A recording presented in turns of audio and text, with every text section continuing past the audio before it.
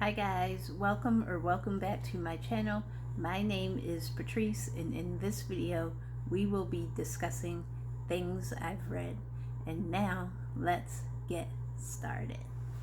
Number one on my list is Murder at Glenloch Hill by Clara Mckenna.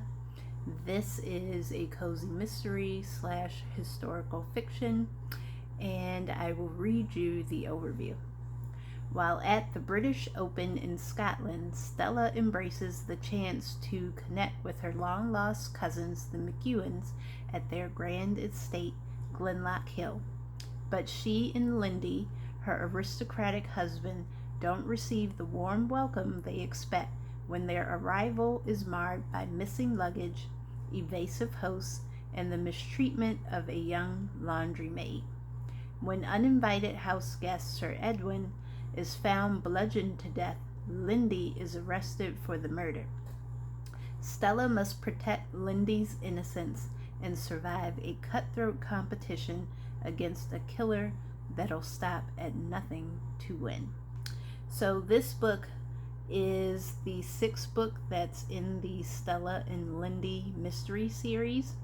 And the series starts out with Lindy and Stella getting married because Stella is a dollar princess, and that means she is a rich American woman that marries into an aristocratic English family.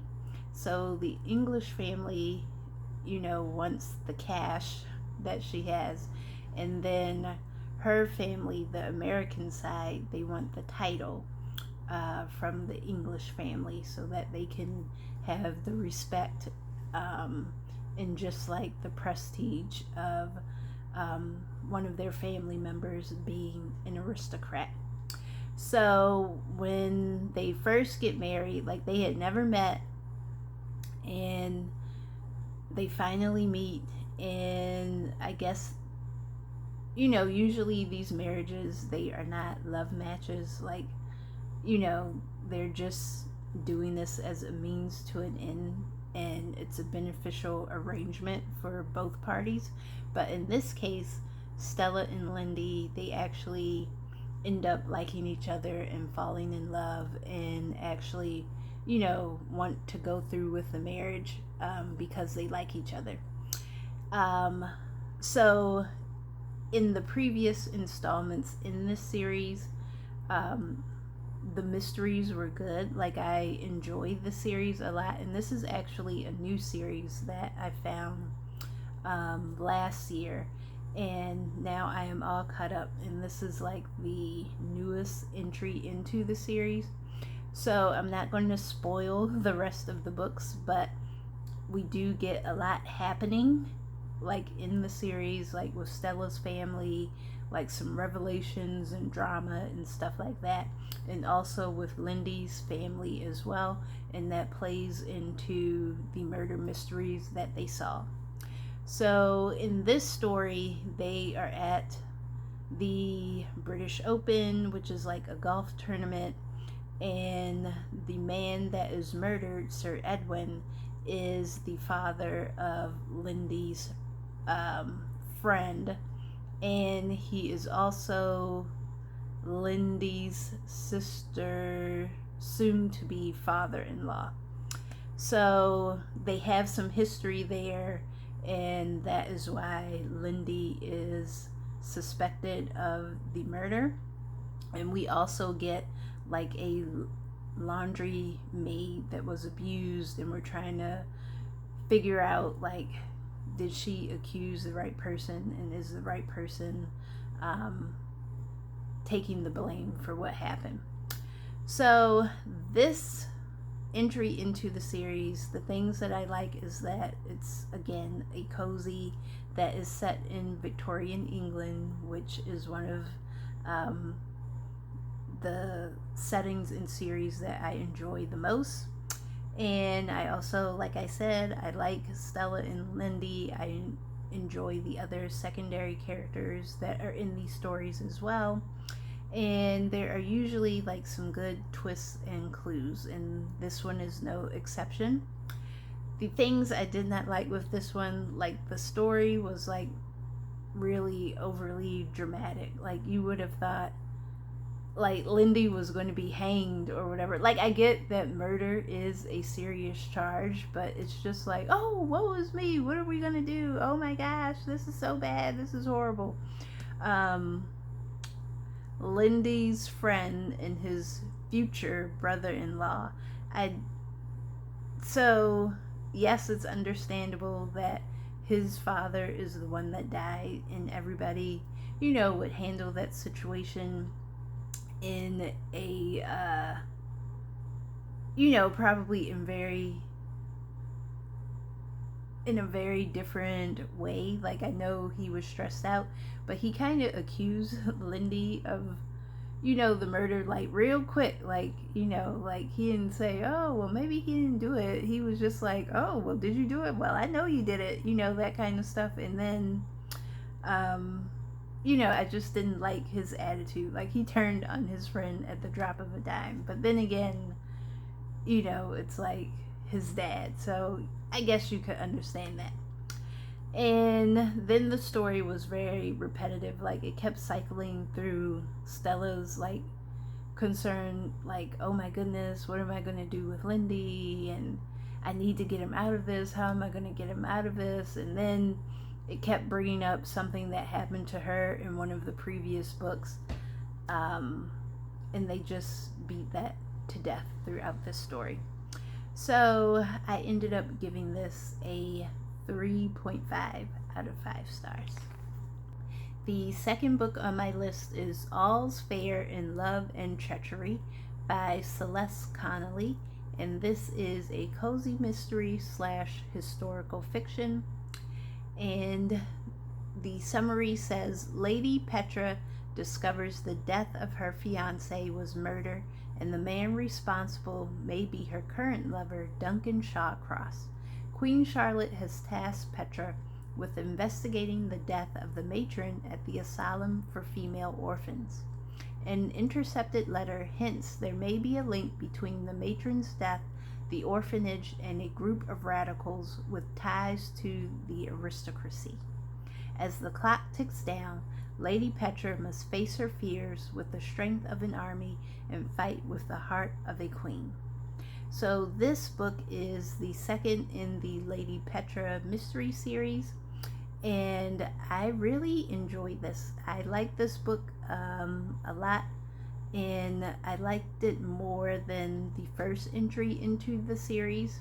So in this story, we have Lady Petra and Duncan Shawcross, and again, they are investigating the death of the matron. So the matron, I guess, is like the caretaker for this orphanage for females. And this is around the time where people were trying to assassinate Queen Charlotte. So there's like this group of radicals, and they are plotting like to kill the queen and maybe like her family. So Duncan and Petra are trying to find out like when this attack is going to happen and where, and just like all of the details about it. So this matron, she dies, and they are trying to figure out like if someone else at the orphanage is involved in this not scam, I guess, in this plot to assassinate the queen. Let me see. So what I liked about this, so I like that there are a lot of twists and turns. This is action-packed, and it moved pretty quickly. I like that the stakes are high, like you're trying to figure out like who's trying to get at the queen. Love that.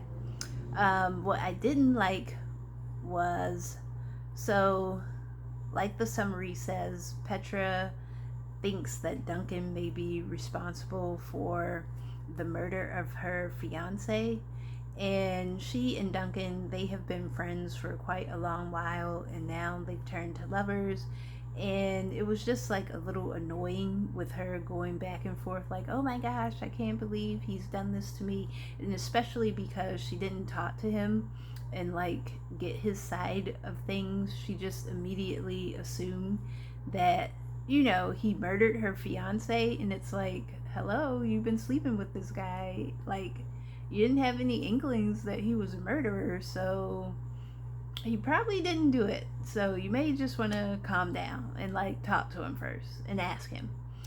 And of course, Petra made like some foolish mistakes to me in this book, like where you have to suspend belief and be like why did you do that? Like, that doesn't even make any sense. But the story was still enjoyable. Like I said, lots of twists. I felt like sometimes there were a lot of characters to keep track of and to figure out like how they were related, and they kind of resolved everything at the end. But again, very enjoyable book, and I gave this one a 4.5 stars out of 5. The next book I'm going to talk about is Vera Wong's Unsolicited Advice for Murderers, and this was by Jesse Q. Sutanto. I believe that's how you say the last name. And this was a cozy mystery. Let's see. The overview says Vera Wong is a lonely old lady who lives above her forgotten tea shop in the middle of San Francisco's Chinatown. One morning, Vera trudges downstairs to find a dead man in the middle of her tea shop. Vera swipes evidence off the body and takes it upon herself to solve this murder. So this is the first book in the Vera Wong mystery series, and I really like this. So there's another one that is out now, like a new one, like the second entry, but I wanted to start at the beginning. You guys know I like to do that. And this one was pretty good. So, but it threw me off a little because even though it's a cozy mystery, it kind of read like contemporary fiction. Like, this book actually made me cry like a little bit, like near the end, because of like all the drama that was involved in it, and with Vera and like her gang of suspects. So the characters were very, very charming. I like that it gave us like various tidbits and facts about various teas, and that was very interesting to me, like how to prepare a tea and how like you would pick which ingredients go in the tea and what they're used for. I really enjoyed that. The thing that I didn't like, so again, I was thrown by like how much this felt like contemporary fiction on top of the cozy mystery. I'm not sure how I feel about that just yet. I'm going to wait until I get to the second entry. The resolution of the mystery is very far-fetched and unbelievable. Like, you have to, this is another one that calls for some suspense of belief. You just have to go with it. And the pace is kind of slow just because, like I said, it heads into that contemporary fiction part like writing. So that made like the mystery and the resolution like very slow. Like, I like some action with my cozies, or at least I like it to move a little bit quicker. And because we were getting like drama, so Vera, she, like I said, she owns this tea shop, and she finds some man dead in the tea shop, so she swipes this evidence, and when the reporters come around, she figures like, hey, whoever killed this guy, like the murderer always shows up at the scene of the crime, like to find out what's happening with the case or just to see their handiwork. So 4 people show up, and she immediately thinks like, these 4 people are my suspects. But then she ends up like getting involved in their lives, and she actually ends up liking the 4 suspects. And then the suspects, they end up forming like a friend group because of Vera. And she also has a child that doesn't like check in on her as frequently. So these 4 suspects, like these people, they actually end up like adopting her, and she becomes like a grandmother figure to one of the suspects' daughter. And yeah, so it's like a lot of drama involved, but also the mystery. So sometimes the mystery kind of takes like a backseat because of all of the other storyline tangents. But again, like I said, I did enjoy this. I'm looking forward to reading the second book in the series, and I gave this book a 4 out of 5 stars. The last book I'm going to talk about is a book that I actually did not finish, and it was The Real Mrs. Elias. And I wasn't able to even start that one, so that was in my library haul, but I wasn't able to start it, so I had to return it. But I will check it out again on my next trip to the library, and then I will give you a review on that. Thank you for making it to the end of this video. As always, don't forget to like, comment, and subscribe, and I will see you in the next video. Okay, bye-bye.